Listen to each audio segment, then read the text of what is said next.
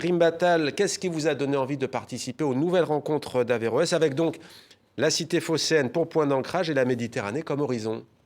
Alors, j'aime beaucoup cette ville, j'aime beaucoup ce festival à les rencontres, d'Averroès à Marseille et la thématique cette année m'a particulièrement interpellée, c'est-à-dire, ces, rencontres, enfin, année 0, 1000 possibles et l'année 0 m'a particulièrement touchée parce que, pour moi, ça remet un peu en question, le comptage des années, avant, Jésus-Christ, après Jésus-Christ. Là, aujourd'hui, on remet les compteurs à zéro et ça commence ici aujourd'hui à Marseille avec Averroès. Avec Averroès et parmi les événements cette année, il y a votre performance avec l'artiste Cyclone, je le disais, où les mots se sont mélangés à l'électrochabi. Qu'avez-vous lu lors de cette performance? J'ai lu des extraits de mon dernier ouvrage de poésie qui s'appelle X et Excès, paru aux éditions du Castor Astral.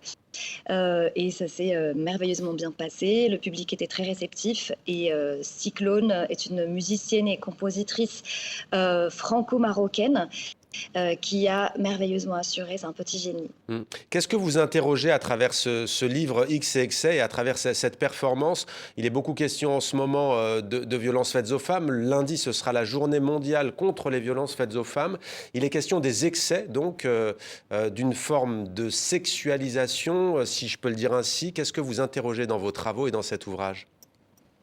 Alors, ce que j'interroge d'abord, ce que je questionne, c'est notre rapport à l'imagerie pornographique en ligne, mais aussi celle qui est en lien avec l'histoire de l'art classique et contemporain, et comment cette imagerie-là et cette iconographie module et travaille nos imaginaires érotiques et sexuels, et comment elles peuvent induire soit enfin, des violences en fait, Hmm. et un rapport assez particulier au corps qui est pas du tout, enfin très problématique, soit qui peuvent être aussi libératoires. Hmm.